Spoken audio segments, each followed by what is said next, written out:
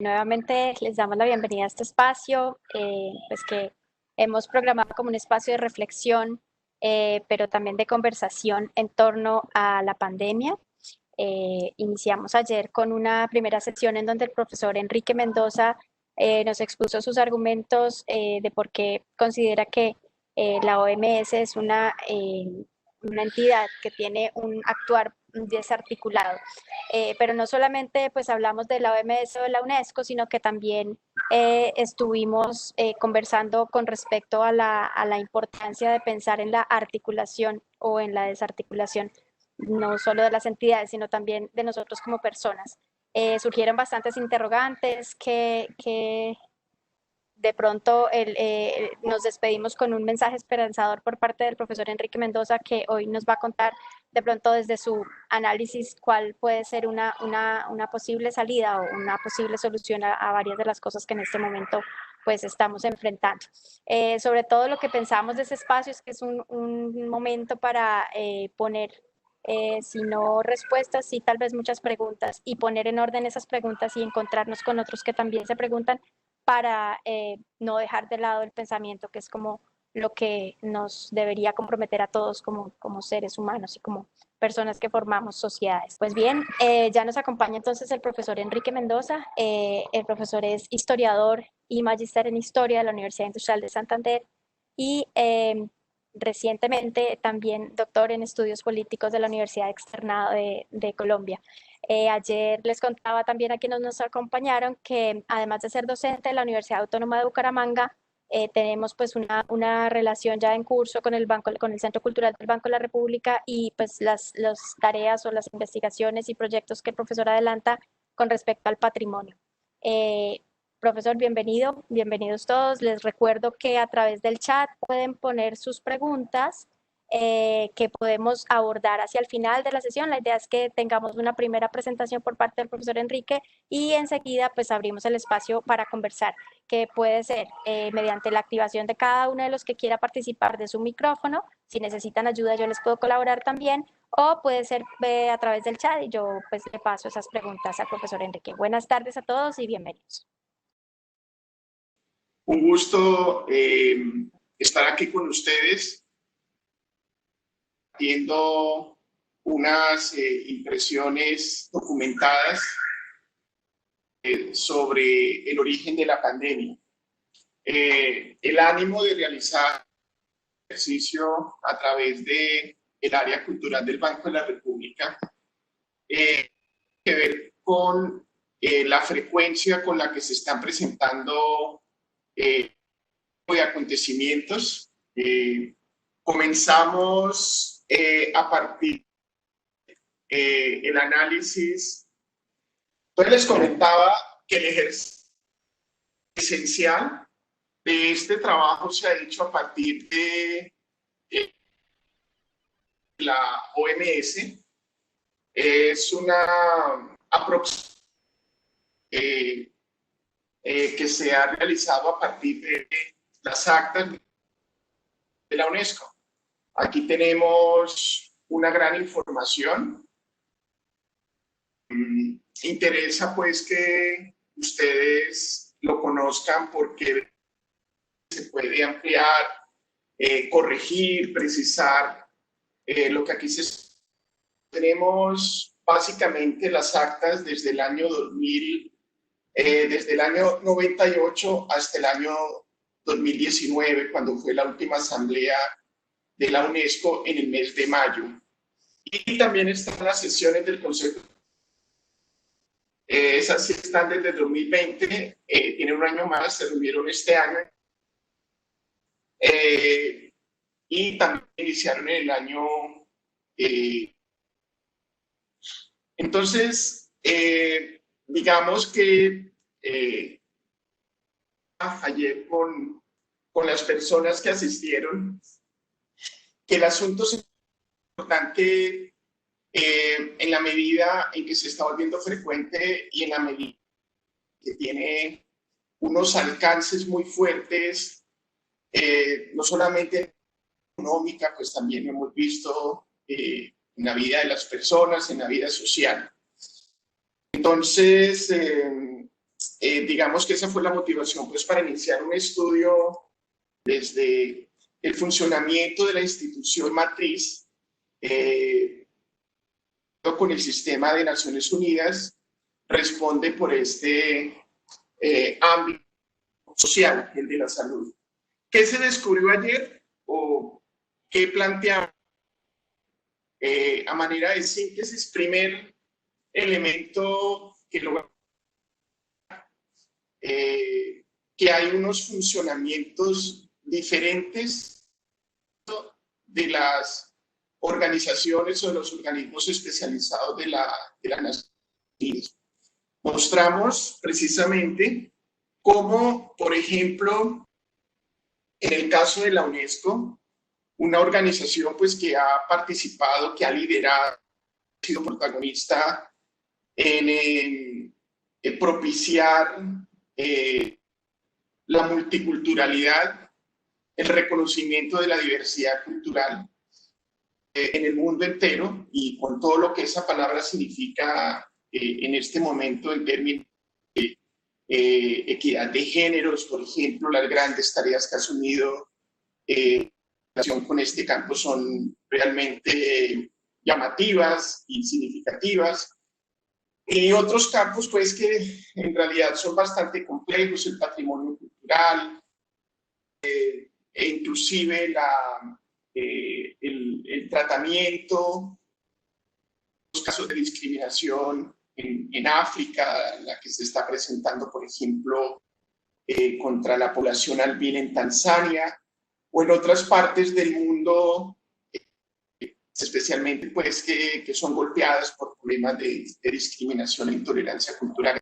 Mostramos algunos casos muy puntuales que muestran cómo el papel ha sido, me parece a mí, positivo por los hechos subjetivos y objetivos que tengamos, que mostré ayer. Y esa tarea se ha hecho no solamente con científicos sociales, antropólogos, historiadores, sociólogos, sino que la UNESCO ha sabido generar una sinergia positiva en la que han participado biólogos, por supuesto médicos, en clima, geólogos.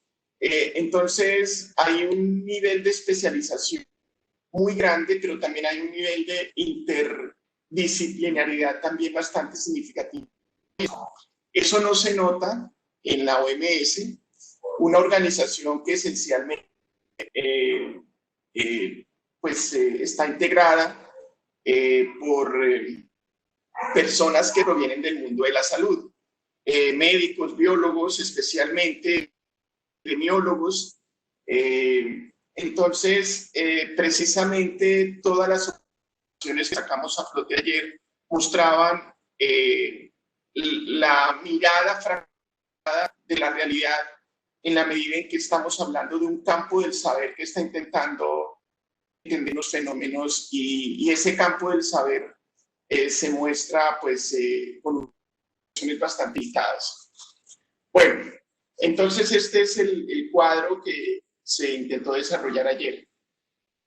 Otra diferencia sustancial es que la UNESCO tiene mecanismos de intervención. Mostrábamos como una sanción, un levantamiento de la UNESCO a una declaratoria de patrimonio cultural a cualquier país, a cualquier ciudad de Cartagena, o la expresión de la UNESCO que levantaría la declaratoria de patrimonio cultural para esta ciudad, sino si se seguía construyendo un edificio histórico y precisamente el área patrimonial, pues Cartagena perdería este reconocimiento y efectivamente el Estado colombiano, la alcaldía de Cartagena, han contaminado el espacio histórico de Cartagena. La OMS no tiene mecanismos de intervención y mucho menos de prevención. Mostramos ayer precisamente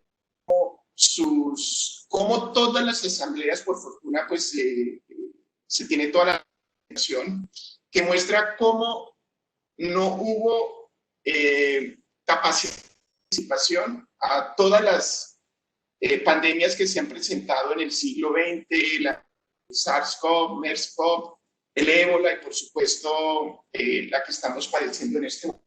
Entonces, es llamativo, ahí están pues las actas que muestran efectivamente que los niveles inclusive de reacción son a veces bastante desafortunados en esta organización.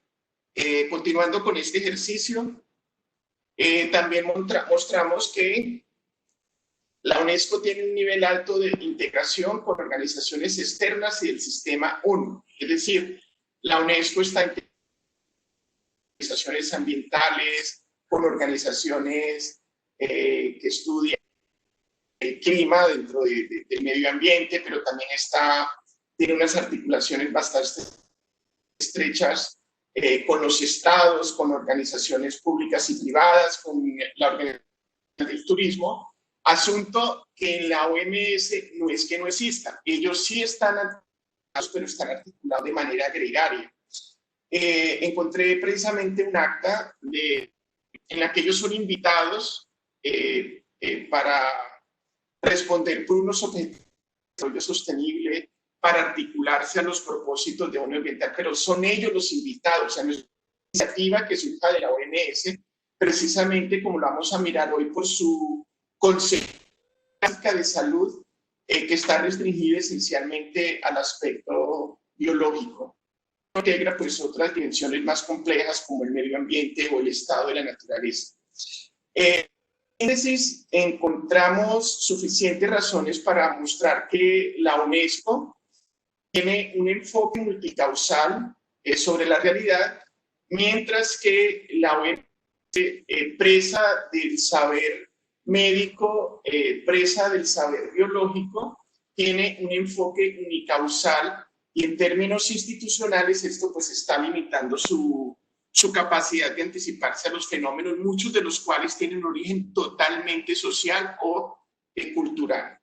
Entonces hoy vamos a hacer un ejercicio ya cerrando esta parte, concluyendo precisamente los niveles de la UNESCO son altos, no estamos hablando de escenarios perfectos, la UNESCO por supuesto que tiene limitaciones y más faltaba, pero el ejercicio era mostrar que dentro del sistema de Naciones Unidas hay unas organizaciones, unas herramientas eficientes en la intervención de sus ámbitos misionales. Entonces hoy vamos a profundizar en este asunto. Mencionaba la expresión, la OMS es prisionera de un saber respetable, por supuesto, que también pues ha salvado vidas, por supuesto, que es el saber médico, el saber de las ciencias de la salud. Voy a presentar una visión pues bastante simplificada. Cualquiera de ustedes podrá pues complementar lo que haga falta, corregir lo que de pronto sea necesario. Pero digamos que verificando la evolución de las ciencias de la salud y particularmente de la medicina, desde el periodo griego, pues que no vamos a mencionar, o desde los seminales desarrollos de la virología en Alemania, en Francia, en Estados Unidos, vamos a referirnos a finales del siglo XIX, cuando las ciencias de la salud cambian su concepto de enfermedad, la cual estaba especialmente centrada en el... Entonces, la atención al ser humano era un factor clave. En términos biológicos, el cuerpo y nuestros subsistemas funcionaran de manera adecuada. Eso era homologable a unas buenas condiciones de salud. En el siglo XIX, entonces, se cambia la noción porque pues ya hay suficiente conocimiento del mundo microbiano, el cual pues pasa inadvertido para todas las fases anteriores de la medicina, solamente se comienza a entender este universo microbiano a partir del siglo XVI y el proceso con su vida en el siglo XIX. Entonces este mundo microbios integrado por virus, por bacterias o por parásitos, que es un mundo imperceptible humano y al cual pues se pudo llegar gracias a apoyos tecnológicos, específicamente el desarrollo del microscopio. Al descubrir este mundo, el mundo microbiano, es decir, las personas pasan a un segundo plano. El énfasis de la va a estar precisamente centrado en la intervención en ese mundo microbiano y eso va a generar dos enfoques dentro de la salud. Que de acuerdo pues con los documentos nos vamos a encontrar estos dos enfoques. El primero es el enfoque que he llamado centrado en los. El otro es el enfoque amplio que tiene que ver con los macrocontextos sociales y ambientales. Vayamos al primer enfoque, el enfoque microbios, el enfoque microbiano. Este concepto o este que le va a dar prelación o va a dar origen al concepto de inmunología. Inmunología, pues todos los que somos profanos en ciencias de la salud, la entendemos como la capacidad pues, que tenemos, que tiene la medicina de inocular algunos microorganismos al cuerpo humano para generar anticuerpos. Digamos que es la explicación que nosotros como en las ciencias sociales podemos hacer de un concepto que es obviamente de las ciencias de la salud. Entonces, cuando se descubre la inmunología por el propio capitalista, esto se va a convertir en un excelente negocio. ¿Por qué razón? Porque el enfoque le va a dar origen a la industria de los medicamentos y las vacunas. Y ahí hay un problema serio. Hay un problema serio porque pues veníamos de una serie en que en los seres humanos pues entendíamos, por ejemplo, que la sana. Entonces una alimentación sana, una alimentación enriquecida, es un factor para una buena salud. Entonces vamos a desplazar, por ejemplo, ese principio de que la naturaleza sana a que los medicamentos que son elementos y las vacunas por un proceso industrial, valga la redundancia. Entonces vamos a iniciar un camino pues, que nos va a llevar a suprimir hábitos sociales más cuidado a partir de ingesta de alimentos orgánicos, por ejemplo, a cuidarnos a través de alimentos inorgánicos. El otro concepto que surge es que los microbios se desarrollan en contextos naturales específicos, en contextos sociales, las personas que no se lavan las manos, por ejemplo, la inexistencia de sistemas son un caldo de cultivo apropiado para que se desarrollen los microbios, los que están acá contemplados. Entonces, el otro concepto importante que va a surgir es el de epidemiología.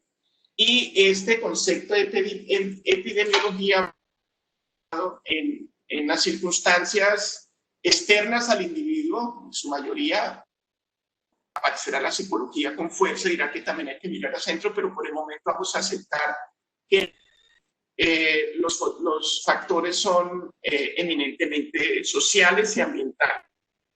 Entonces, ¿dónde está el problema? Que la variante de los medicamentos se constituye en un negocio. Y cualquiera de nosotros, pues, que tenga memoria histórica o que conozca, se dará cuenta que Colombia,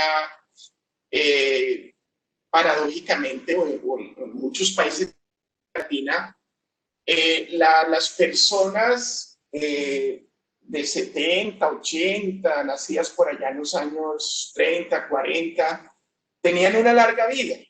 y tenían una larga vida básicamente por el consumo orgánicos, el consumo de alimentos recién preparados. Cualquiera de nuestros abuelos perfectamente podría, superando los problemas microbianos, podría aspirar a tener una larga vida.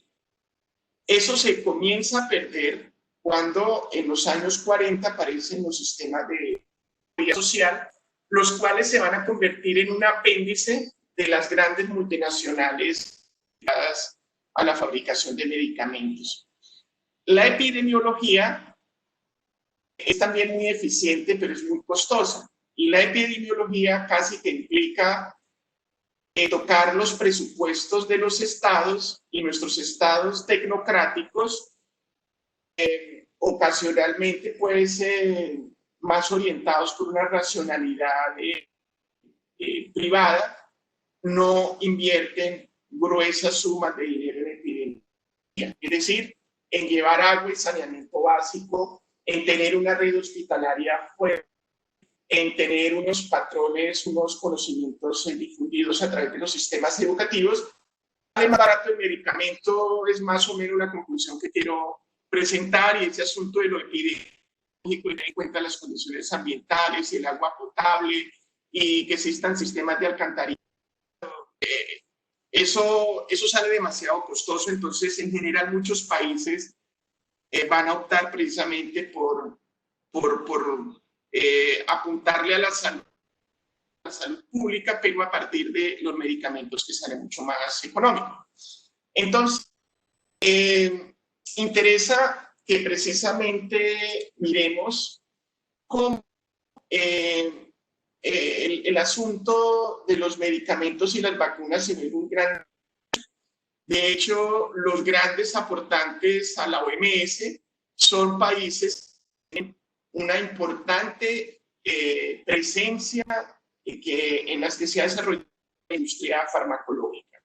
Y de hecho, la sede de la OMS queda en Suiza, sede también de importantes multinacionales. Aquí tenemos a Novartis, tenemos a Roche, pero están otras grandes multinacionales en Estados Unidos, que es uno de los grandes aportantes, con sus $400 millones anuales a las naciones, al sistema de la OMS.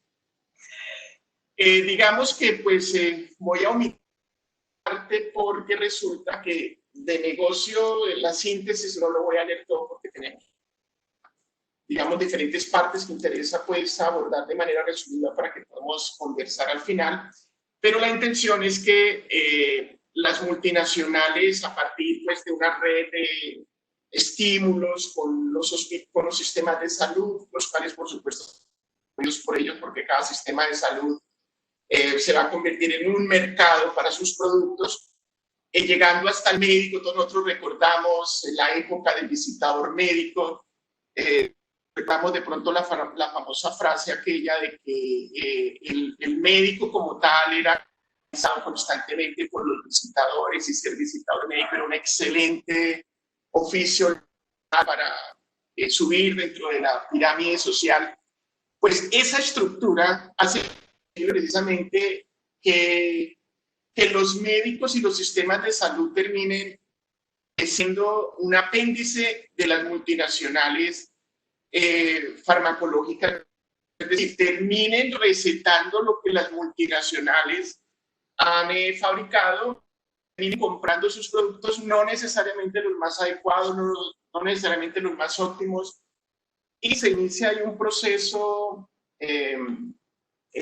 defectuoso, en el sentido de que pues va a haber una gran dependencia de este tipo de fármacos, y ya nosotros conocemos pues, nuestra vida cotidiana, que vamos por un fármaco, un dolor, una dolencia, nos recomiendan, bueno, nos cura el dolor en el estómago o los muscular, pero nos genera un problema sanguíneo, por ejemplo, que es el problema de los fármacos que curan una cosa o alivian una cosa, pero generan otro problema. Entonces aquí tenemos unas estadísticas que muestran cómo en el caso colombiano todavía soñamos con que en el 2030 vamos a tener unas condiciones, vamos a atacar las condiciones de insalubridad en la que viven millones de colombianos, lo cual demuestra la pereza institucional por atender la salud desde asuntos y sobre todo desde la epidemiología social, que es diferente pues a la epidemiología pura.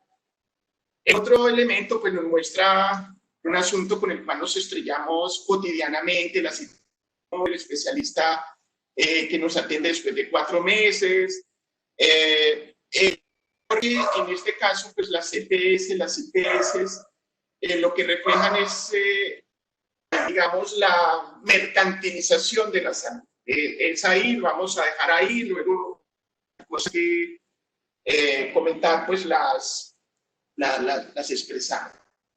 Entonces, ese es el primer punto. Acabamos de terminar la primera parte. Hay un proceso intenso de mercantilización de la salud. Quiero que pregunta ahí para respondernos cuál es la postura que se puede documentar con la UNESCO en relación a esa mercantilización. ¿Está la UNESCO a favor de una comprensión amplia de la salud, involucrando ambientales, naturales, preservación de ecosistemas, o tenemos una postura más bien en que la OMS ha terminado siendo un gran organismo prisionero, por supuesto, de las multinacionales, de los medicamentos y las vacunas? Este es otro elemento. Quisiera asumiéramos la discontinuidad. Aquí hay una ruptura. Ahora vamos a mirar qué circunstancias eran epidemias. Luego volvemos a la OMS. Digamos que las epidemias no son, y las pandemias o los brotes, son un problema desconectado del manejo que los seres humanos le estamos dando. En la sesión de ayer demostraba algunos dichos que terminan siendo risibles en la OMS, porque ellos, bueno, hay que suponer la buena voluntad. En sus escritos pareciera que hay un modelo económico que está transformando el planeta, que está destruyendo ecosistemas, que está acabando con los ríos, pero ellos culpan, por ejemplo, que pandemias a los viajeros, a los turistas, a levantar incremento de la temperatura, etcétera, etcétera. Esta segunda parte lo que quiere demostrar es que el calentamiento global son manifestaciones con una misma causa, una misma razón, que es, por supuesto, la forma en que nosotros estamos, o la forma en que se está desarrollando, se ha estado desarrollando el modelo global, que es un modelo que por ser hegemónico, es decir, se da en todos los países, incluidos los países comunistas, como actualmente podría ser Taiwán, qué sé yo, perdón, Taiwán, no, Vietnam. Los países que tienen una ideología socialista también están funcionando bajo la misma técnica del sistema capitalista de transformación de materias, de productos elaborados y de producción de mercancías para grandes mercados. Entonces vamos a mirar casos específicos. Aquí también intentaré ser puntuales porque los ejemplos de pronto son demasiados y siento que con dos podríamos llegar a la idea que se quiere. Vamos a obviar este, que es el del avispón asiático, porque su lógica se puede explicar perfectamente por los siguientes que voy a mostrar. Esto es anterior a la OMS y muestra cómo lo que llamamos la famosa gripe española, pues que todos sabemos que no es española, que nace en Estados Unidos en los años entre 1905 y 1915, debido precisamente al gran auge que tuvo la industria automovilística.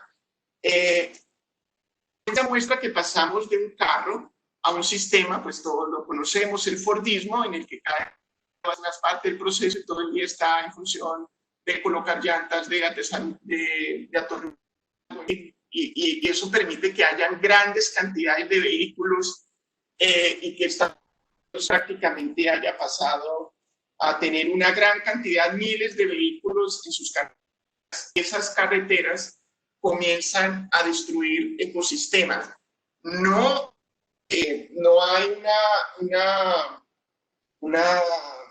no se debe a este proceso, pero vamos a mirar algunas coincidencias que muestran que ese gran desarrollo acelerado eventualmente pues pudo tener que ver con esa gripe española.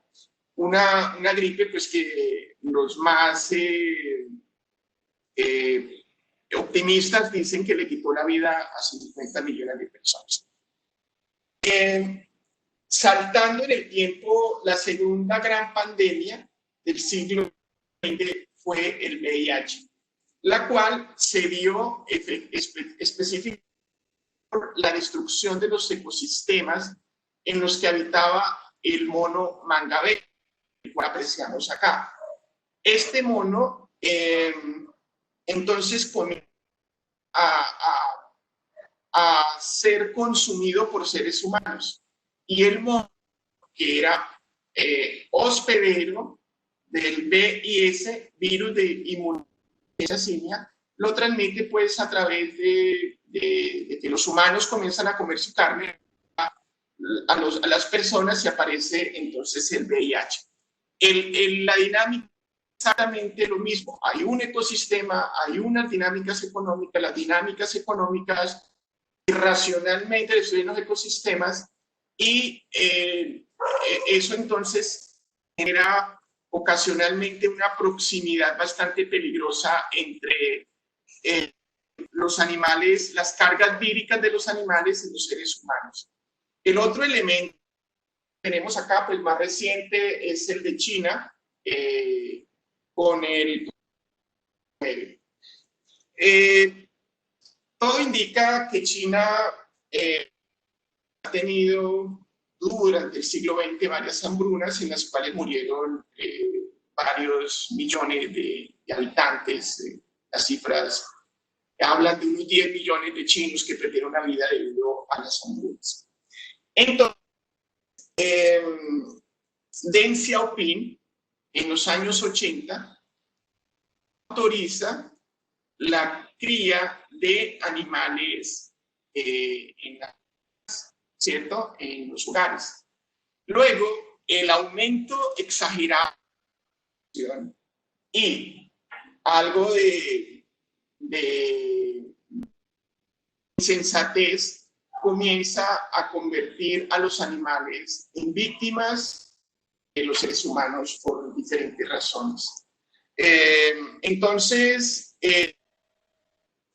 se comienzan a presentar el consumo de animales, pangolinos, murciélagos. Primero consumen su carne, después consumen su sangre. Primero los consumen cocidos y luego los consumen crudos, por cuestiones tan absurdas para nosotros, pues como contribuyen a aumentar la potencia sexual, que generan destrezas, potencias especiales, desarrollo del cerebro, qué sé yo. Pero digamos que interesa recalcar que son productos de lo que generó la gripe española, de lo que generó el VIH y de por supuesto este mal del COVID-19. La intención de esta diapositiva es mostrar cómo la influenza española fue eficientemente atendida,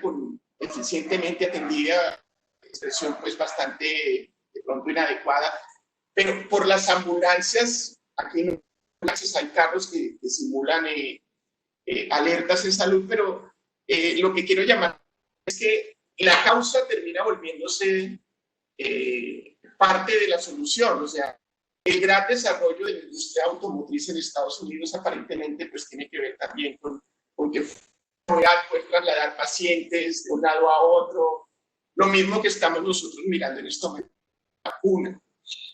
Si me permiten, a título personal, pienso que la vacuna no es la solución, en el sentido de que no ataca la raíz estructural y la vacuna es una estrategia desde el sistema, desde el modelo económico para atenuar, para minimizar los efectos de ese propio modelo económico. Entonces, pues ahí tenemos la paradoja que el carro ya generó, puede ser catalogado como el gran generador de la gran gripe española y el sistema de producción capitalista que genera la destrucción de los sistemas aparece diciéndonos nosotros vamos a generar una vacuna bajo procesos industriales y vamos a salvar a la humanidad de esta pandemia, pero lamentablemente pues tenemos varias amenazas que requerirían mucho tiempo para ser atendidas a través de vacunas. Personalmente pienso que la vacuna no es la salida a ese problema. Bien, entonces volvemos aquí a la OMS. Después de este recorrido, pues tenemos varias actas, he procurado que esta vez las de varios años, buscando precisamente mirar la persistencia del patrón dentro de la organización. En líneas generales, que la OMS tiene una preocupación especial por las patentes. Voy a decir que la OMS, pues no tengo elementos documentales o evidencias empíricas, pero sí es notorio que hay una especial preocupación de la OMS en sus recomendaciones, en sus sesiones ejecutivas, por garantizar que los productos medicinales sean respetadas sus patentes en los países, asunto con el cual nosotros convivimos como país en vías de desarrollo. Tenemos igual el problema de marca y los productos genéricos. Entonces, aquí pues vemos esa postura y que las actas pues luego las podemos profundizar en profundidad en caso de que deseáramos profundizar, pero a mi juicio sí es absolutamente claro que hay una correspondencia entre una organización que ha desarrollado un punto de vista sobre la salud absolutamente disciplinar, totalmente vinculado con la medicación y por supuesto con los mecanismos de inmunización de los seres humanos, como fortalecimiento del sistema inmunológico de los seres humanos. Y pues eso cualquier persona que quiera profundizar lo va a encontrar en las actas que están en la página de la OMS. Aquí solamente hay una selección, son demasiados documentos, entonces aquí lo que apenas tenemos es una selección. De hecho, la OMS reconoce, por ejemplo, que eliminar los incentivos, reconoce que hay incentivos perversos que favorecen la prescripción irracional. Es la prescripción que hace el médico en función del medicamento que le han recomendado, del medicamento que determinada multinacional ha puesto en su conocimiento. Eso, por supuesto, no se da con todos los médicos, pero vamos a reconocer que al menos sí es un malestar dentro de los sistemas de salud. Tenemos médicos autónomos con criterio y con una orientación hacia el paciente, otras personas que eventualmente pues, caen dentro de esta lógica, dentro de los propios sistemas de salud. Entonces, hay otro elemento acá importante que refleja un asunto que hemos estado mirando y es la incapacidad de la OMS por intervención directa en su campo. Todo lo delega a los países. El primer punto de este ítem es absoluto. Todos sus enunciados son genéricos. Tenemos que buscar mecanismos, tenemos que generar estrategias, pero eso se queda siendo un enunciado vacío porque no hay una institución, un organismo que se encargue de hacerlo. Entonces, cuando nosotros vemos gran parte, hay algunas cosas que son más funcionales. Las declaraciones de la OMS encontramos un catálogo de buenas intenciones que no permiten por la realidad de los países, como cualquiera de ustedes lo puede verificar. Entonces, vamos por acá a mirar este asunto también con los precios, que es un asunto discutible para los gobiernos y las multinacionales. Recordemos solamente en ese campo lo que hizo el ministro Gaviria, el ministro de Salud anterior de Santos, de los precios de algunos productos que en Colombia tenían un valor superior al de otros países. Entonces, nos damos cuenta que efectivamente, pues, o verificamos la oportunidad de confirmar que los inocentes medicamentos que consumimos tienen, por supuesto, toda una lógica económica detrás. Bueno, ahí hay otros elementos que tienen que ver con la disposición para los países. Vacunas. Las vacunas se vuelven un excelente negocio, han contribuido, por supuesto, a erradicar una gran cantidad de enfermedades, pero también están articuladas, pues, a los procesos de negocio de muchas multinacionales. Bien, entonces, como hoy venimos a hablar de y pues contando con que tendremos inquietudes, algunas objeciones o ampliaciones de esta información, comparto lo que podría ser una agenda a seguir,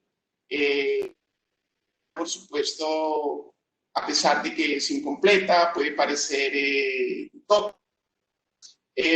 Tarde o temprano terminará constituyéndose en una realidad, ya que los niveles de afectación que han tenido las pandemias, pues así seguramente. ¿Qué se propone? ¿Qué sale de este ejercicio que hemos realizado? Primero, que la OMS tenga unos niveles de articulación con los organismos, de las Naciones Unidas, pero un nivel de articulación funcional, ¿cierto? ¿Funcional en qué sentido? En que la Organización Mundial de Turismo, por ejemplo,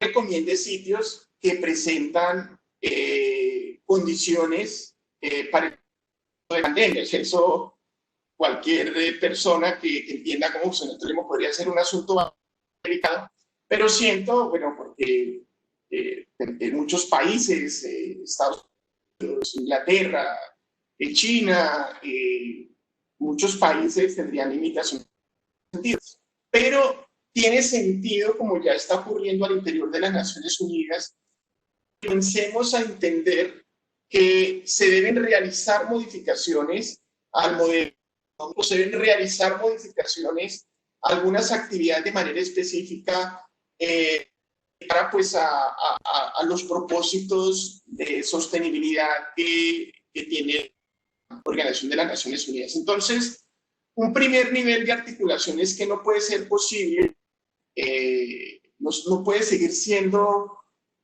coherente, por ejemplo, que el turismo esté propiciando o se esté dando, o OMS se haga, pues, la de la vista gorda en aquellos países que concentran gran cantidad de personas por sus atractivos turísticos, pero que son países que no tienen unas políticas intensivas para garantizar precisamente la seguridad de los turistas. Eso, pues, obviamente tiene también que ver con la UNESCO, sus 1000 y pico de bienes patrimoniales en el planeta. Inclusive, pues, sobre todo los bienes naturales, son aún las únicas reservas relativamente seguras en un planeta que se ha vuelto experto en crear desiertos, en secar ríos, en un modelo económico que lamentablemente está depredando el planeta. Entonces hay un primer aspecto acá, en el campo de las proposiciones. Por supuesto, hay unas relaciones claras entre salud y medio ambiente. Personas que han muerto por coronavirus no son ni el 1% de las personas que han muerto por problemas respiratorios, por ejemplo, que es un asunto que tiene que ver pues, con la mala calidad que estamos respirando, ¿cierto? Entonces, la salud se tiene que entender de manera amplia, y en este sentido, la naturaleza no puede seguir siendo un convidado de piedra en este sentido. Pues hay una propuesta de salud que está en boga en el sur, en América Latina, que es el concepto de salud colectiva, que para establecer las condiciones de salud de las personas es de los pocos sistemas de salud en el mundo que considera a la naturaleza como una variable y este sistema pues se torna bastante pertinente para el mundo en la medida en que el estado de los ríos, el estado de los bosques, la preservación de los ecosistemas hace parte, por supuesto, de los propios indicadores de salud de las personas.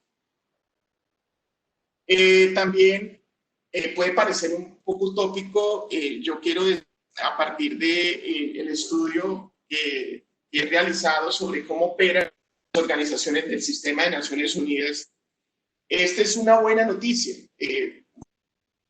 Para algunos puede ser una utopía, de pronto hay medidas de choque más fuertes, digamos, dirán que el capitalismo no se puede autotransformar, pero estas estrategias de desarrollo sostenible, estos objetivos, realmente en relación a la preservación de ecosistemas, en relación a la preservación de la vida submarina, en relación a las acciones por el clima, en relación a la promoción de la economía circular, constituye en una posibilidad institucional.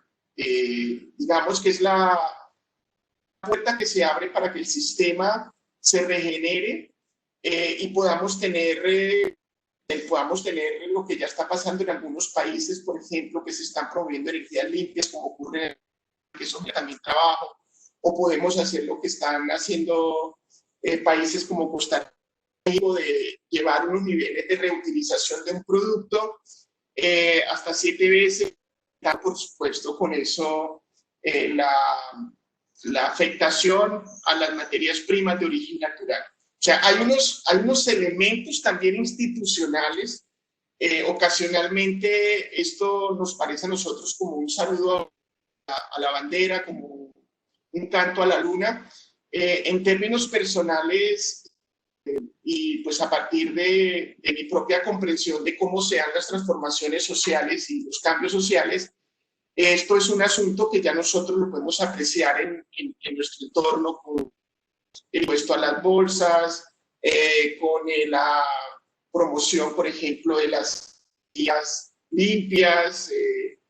Vamos, o sea, la humanidad, es bastante complejo hablar en nombre de la humanidad y hablar de los 126 países, pero me parece que hay una tendencia bastante fuerte que se torna en una medida para evitar precisamente, o para no seguir tropezándonos con la piedra. Aquí también, entonces,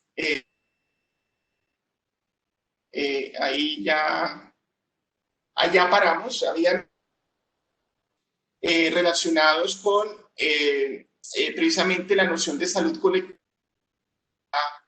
comentamos, y que se torna en una oportunidad para que el norte técnico, el norte tecnofágico, industrializado, pueda sincronizarse con algunas estrategias que han dado resultados en el sur y que efectivamente librar del peso tan fuerte que ejerce el mercado medio ambiente y sobre la vida social.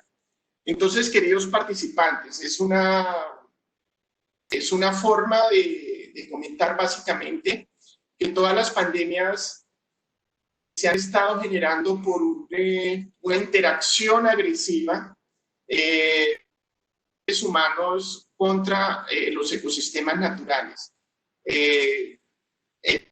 Entonces, en este caso, todas las acciones institucionales, personales, empresariales que se puedan realizar en función de atender esa variable, pues obviamente nos puede permitir superar la noche y esta amenazante noche de ver cómo una bacteria afecta a la totalidad de los habitantes del planeta. Entonces, todas sus inquietudes son bienvenidas. De hecho, pues deseable que podamos conversar ahora y que cada uno de ustedes pueda expresar su parecer en relación pues a esto que he compartido con ustedes esta tarde. Entonces, sobre todo, oídos. Bueno, tenemos ya en el chat un comentario, no sé pues sí, creo que sería mejor que la persona que lo hizo pueda compartir, abrir su micrófono, ya le abrí el micrófono, para que nos pueda pues hacer, es una visión desde el punto de vista de la medicina, entonces me parece importante porque contrasta pues lo que el profesor Enrique nos está presentando. Entonces ya tiene el doctor abierto el micrófono. O bueno, mientras se anima a conversar, yo voy a leer el comentario, que me parece pues importante que lo escuchemos. Dice, si bien es cierto que la industria farmacéutica fue absorbida por los grandes capitalistas y multinacionales, no se puede negar los millones de vidas que se han salvado gracias a los antibióticos y las vacunas. Otro problema es que los gobiernos no han sido capaces de manejar adecuadamente estas industrias. La esperanza de vida de la mayoría de los pueblos ha mejorado a través de los años y esto se debe a múltiples factores, uno de ellos los adelantos en medicina.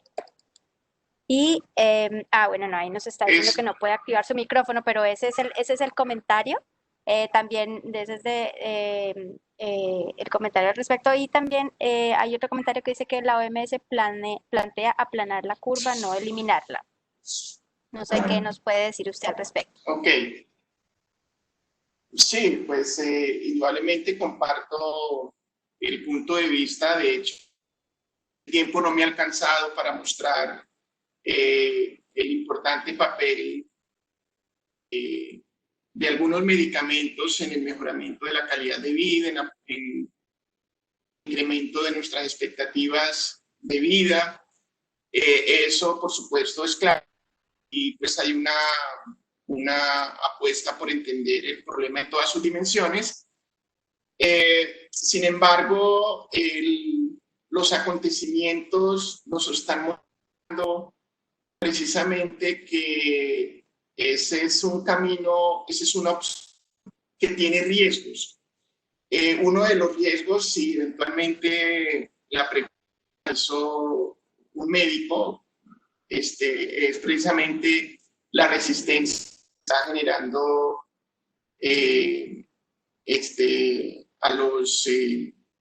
a las vacunas y la resistencia que se está generando a los médicos.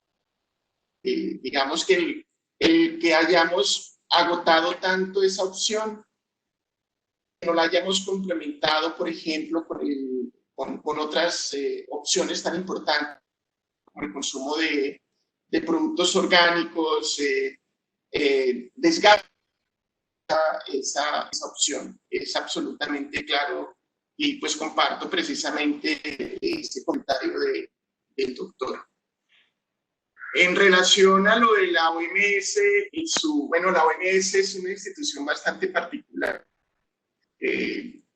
Ayer precisamente mirábamos cómo se ha retractado en uno de sus enunciados de que el virus, el COVID, no se transmite por vía aérea. Ayer y antes de ayer eso apareció ya en varios diarios y lamentablemente las expresiones de la OMS, creo que la expresión es que ellos no esperan eliminar la curva, sino lo que muestra es precisamente la derrota, el fracaso de sus políticas, porque esto se ha podido evitar. Veo que no puse acá una diapositiva que era muy importante sobre los niveles de articulación que debería tener la OMS, y una de esas articulaciones con la Organización Mundial de Sanidad Animal, una organización que si bien es anterior a la OMS, nace en los años 20, tiene un conocimiento minucioso de cuáles son los sitios que representan una amenaza para la generación, para los seres humanos, por la generación de enfermedades provenientes de los animales. El último boletín que consulté en su página nos habla de 197 sitios potencialmente peligrosos. Cuando nosotros miramos de articulación o el peso que tiene la palabra zoonosis, es decir, enfermedades animales que son transmitidas a los seres humanos, cuando nosotros miramos la palabra zoonosis en las actas de los documentos de la UNESCO, de la OMS, perdón, es probable que no encontremos la palabra zoonosis.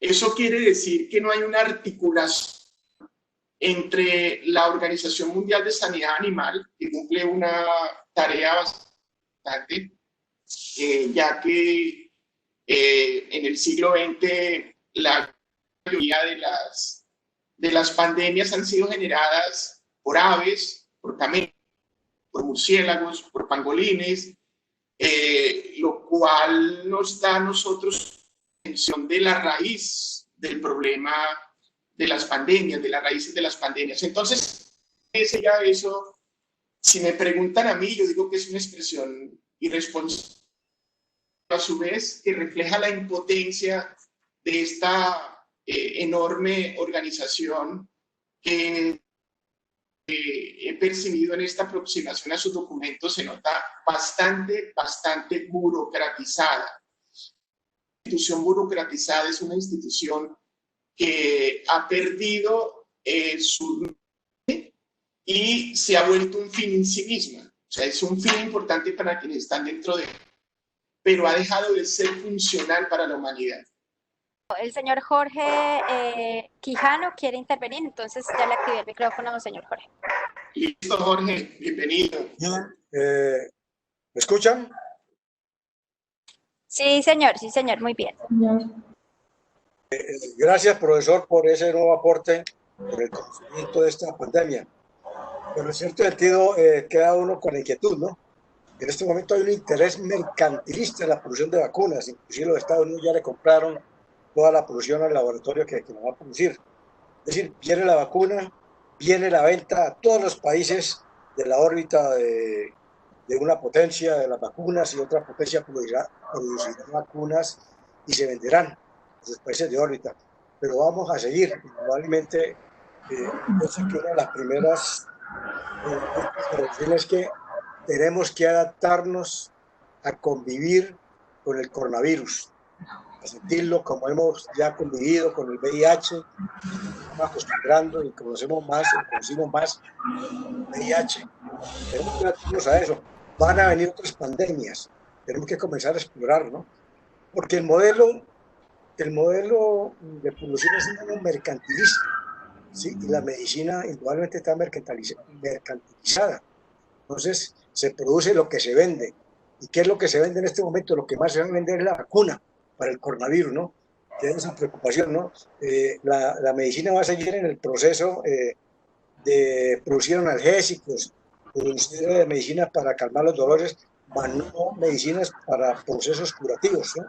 Y mucho menos avanzar en la medicina preventiva, ¿no? Uno mira el cuadro de los objetivos de desarrollo sostenible y ve pues unos objetivos, digamos, revolucionarios desde el punto de vista social y económico. Eso es plantear cambios en la estructura socioeconómicas del mundo que son muy difíciles, ¿no? Dejo ahí esa reflexión y esa pregunta. Gracias, profesor. Bueno, que es un tema que he preparado en la presentación y he sentido que las personas, las civiles, las organizaciones, los estados, los noticieros, no percepción, no tienen esta percepción. Entonces vemos, por ejemplo, algo que preocupado por la pandemia, pero a su vez abriéndole las puertas al fracking, por ejemplo, o Estados Unidos en la misma línea. Entonces a mí me parece que pues que tiene sentido comenzar a sembrar semillas a la orilla del camino, porque igual nosotros somos un actor importante, somos sociedad civil, tenemos unos mecanismos de actuación que tiene sentido usar. Entonces, la gran conclusión es que si nosotros queremos efectivamente mejores condiciones de salud global, tenemos que aprender a interactuar con la naturaleza. No podemos continuar pasando por encima de los ecosistemas porque eso, como todos nosotros podemos asumir, es prácticamente firmar la sentencia de la especie humana. Entonces, Margarita, la escuchamos. Margarita. Buenas tardes. Hola. Sí, como siempre, mi intervención viene de la parte de la biodiversidad y de la fauna silvestre, y es que me parece que sí tiene que haber como decía el profesor Enrique, como una mayor compaginación con organizaciones como la Organización Mundial del Turismo e incluso con gobiernos. Pues a mí me enfurece, pero además se me hace ridículo que sepamos de todas estas prácticas turísticas que giran en torno al contacto directo con animales silvestres y nadie hace nada. En Tailandia la gente literal va a alimentar los monos para tomarse la foto con el mono, y no solo en Tailandia, también pasa acá en el Amazonas, en la isla de los micos. Y el gobierno sabe, y la OMT sabe, y todo el mundo sabe, y nadie hace nada. La gente paga por ir a nadar con delfines. La gente paga por ir a subirse encima de un elefante que, además de que jode al elefante, pues no sabemos qué enfermedades zoonóticas nos puede estar transmitiendo nosotros o a qué nos puede estar exponiendo. Entonces sí es necesario como esa articulación, pero urgentísima, donde dejemos de ser tan hipócritas de favorecer el dinero sobre pues todo lo demás, y además de también de abordar todos los temas como el otro. Entonces lo vemos súper exótico y queremos hacerlo porque es la otra edad, es eso a lo que yo no tengo acceso en mi vida diaria. Y pues nada, finalizar con una reflexión como las que hacía Carolina ayer, y es que también hace parte de nosotros. Entonces el tema de economía circular está en nuestras manos, no es tan complicado como ciudadanos, sobre todo como ciudadanos privilegiados hasta cierto punto. Por ejemplo, en mi casa yo tengo una compostera. Entonces, a la hora de sacar la basura, mientras mis vecinos sacan 3 canetas de basura, yo a veces ni siquiera saco nada, porque todo lo digiere la compostera dentro de una casa de residencia familiar. Entonces, sí va como a esa reflexión de qué puedo hacer yo también como persona, no solo como sociedad civil, actor político, sino también como persona en mi vida diaria. ¿Qué puedo hacer para ir contribuyendo poquito a poquito en todo? Exacto. Sí, sin número de propuestas que se quedan mencionar. Hay un dicho de nuestros abuelos que dice que es breve 2 veces bueno, y no se trataba pues de saturarlos, pero como Margarita pues habla de cómo desde la vida cotidiana podemos hacer parte del proceso, que es un asunto que poco a poco va integrando a más personas, pero también hay posibilidades, por ejemplo, dentro de los sistemas educativos. Los sistemas educativos son totalmente lógicos, no son los planes de estudio no están pensados de manera sistémica.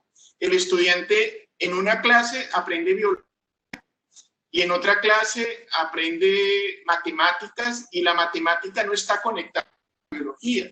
Y nosotros entonces tenemos unas personas que se están formando en los colegios, y estamos ahí desaprovechando una oportunidad importante, por ejemplo, para que desde el sistema educativo podamos generar un tipo de conciencia que incluya diferentes esferas de la realidad. Los medios de comunicación, en los artículos que leía sobre cómo la enfermedad se ha mercantilizado, se mostraba la responsabilidad, por ejemplo, de cómo los medios de comunicación ahora nos hacen sentir que la calvicie es una enfermedad, nos generan un producto para la calvicie, cuando es un asunto pues normal, hasta estético, ser calvo. El tema, por ejemplo, de los jabones para las partes íntimas de la mujer, o sea, quiero decir que hay una responsabilidad y los mismos noticieros que hoy se asustan y asustan a la población, los indicadores de decrecimiento económico, de cierre de empresas, de pérdidas de trabajo, son los medios que están difundiendo estilos de vida que afectan negativamente el planeta porque estimulan la sobrecarga de los recursos naturales. Entonces, el asunto se interesa entenderlo en todas, porque nos toca dejar de ser actores, nos toca dejar de ser para ser actores en este proceso. Bueno, Carolina. Muchas gracias. Diego Herrera también había pedido intervenir, entonces ya le activé el micrófono, Diego, para que pues nos exprese sus comentarios o si tiene alguna inquietud. Claro que sí, buenas tardes. Buenas tardes, Diego. No, yo pues quería, hola, profe, yo quería hacer de pronto, antes Hola. de la pregunta, un análisis, pues de pronto el profesor me puede decir si estoy equivocado. La Organización Mundial de la Salud es un organismo de las Naciones Unidas. Este organismo es creado por los aliados al terminar, bueno, casi al finalizar la Segunda Guerra Mundial, y nosotros conocemos hoy en día quiénes son esos aliados, ¿sí? Son las potencias económicas mundiales, ¿sí? Que es importante tenerlo en cuenta para el análisis. Y obviamente, pues tienen una industria bastante importante de la medicina. Además, existen pronunciamientos de la Organización Mundial de la Salud que dice que los gobiernos han dejado de financiarla y por esta razón tienen que acudir a organismos multilaterales como el Banco Mundial, el Fondo Monetario Internacional, la Organización Mundial del Comercio, en fin, que en últimas uno pues darse cuenta que el principio fundador ha desaparecido, ¿sí? y que en últimas pues tiene que favorecer a quienes lo financian. Y pues aterrizado en el sistema colombiano de salud. Tenemos unas EPS, ¿sí? Los dueños de estas EPS financian políticos, esos políticos ganan y estos políticos mantienen EPS, ¿sí? Que es un sistema malísimo. Entonces, más o menos es como cómo funciona la financiación de la salud a nivel mundial, la podemos ver reflejada a nivel nacional. Y pues en ese sentido estoy de acuerdo con el profesor cuando dice que es un problema del sistema, ¿sí? Como concibe la salud. Pues la pregunta final sería, pues primero que si mi análisis es correcto, y la segunda sería, ¿cómo frenar este proceso mercantilizador de la salud? Que si existen ejemplos en algún país que podríamos aplicar tanto individual como políticamente.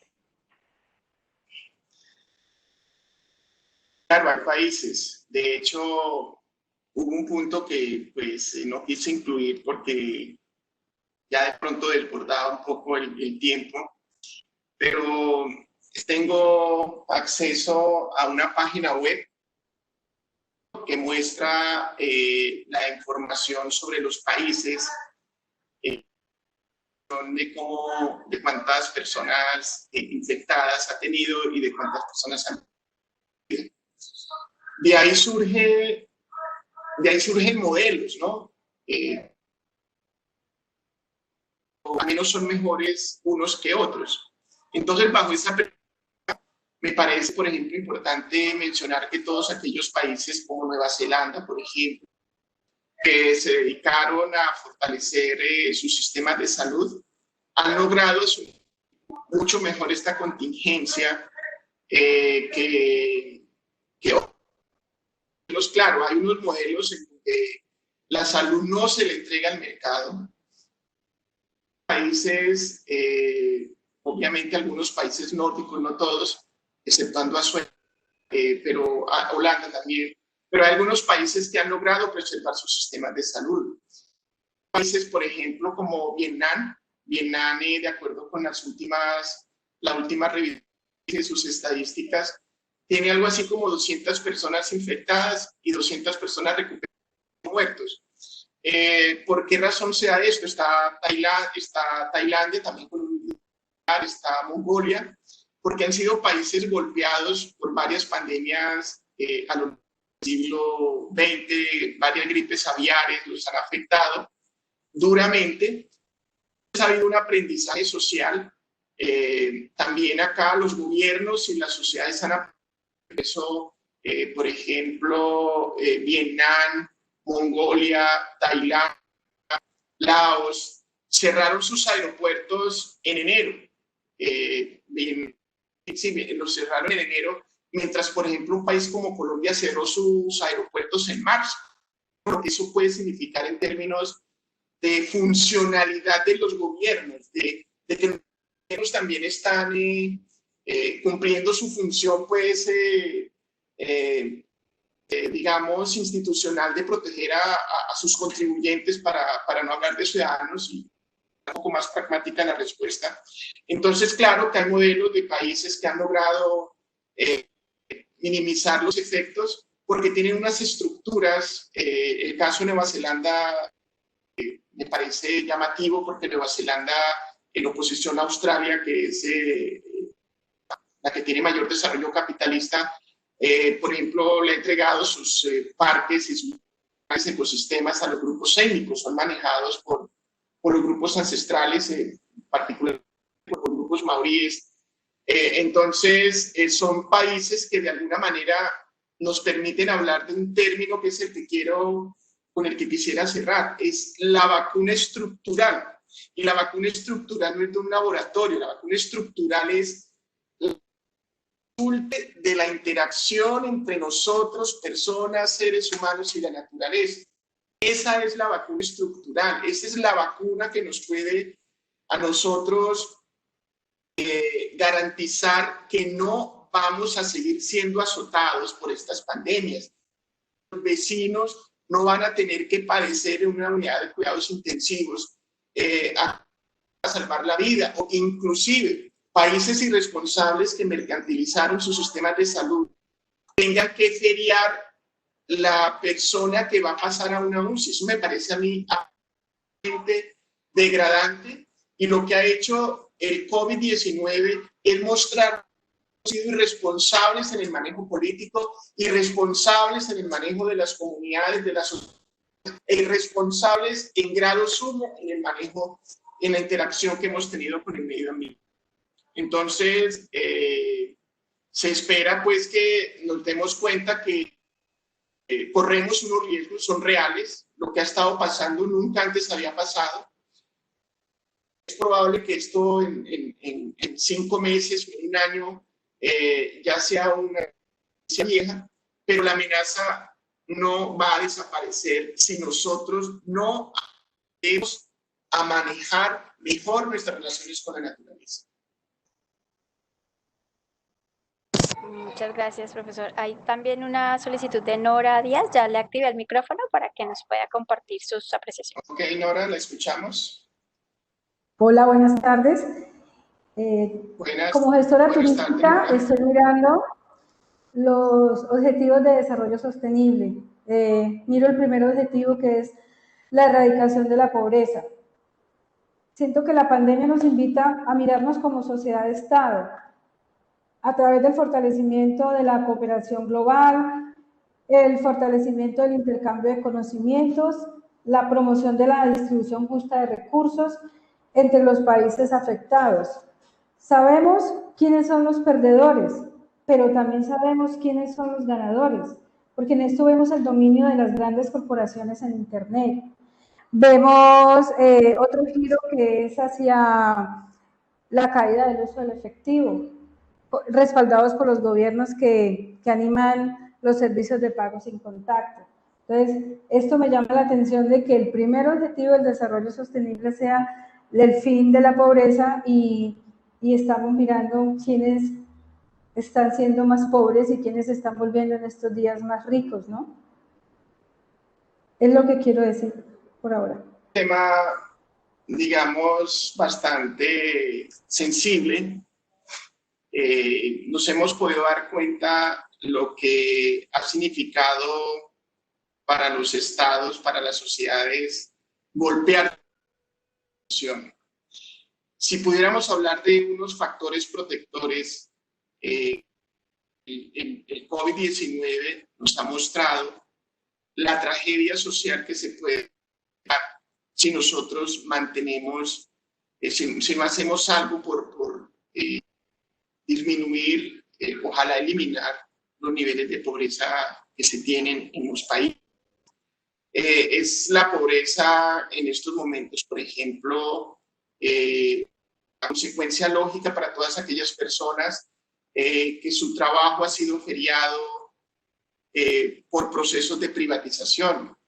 En ese sentido recuperamos la sabiduría o el sentido de tener estados que tienen políticas de bienestar. Hoy en día, eventualmente se habría tenido menos dinero en UCIs si protegemos nuestro sistema. Si esa intermediación tan costosa que están haciendo las EPS no existiera, si la salud pudiese ser un derecho y no una mercancía.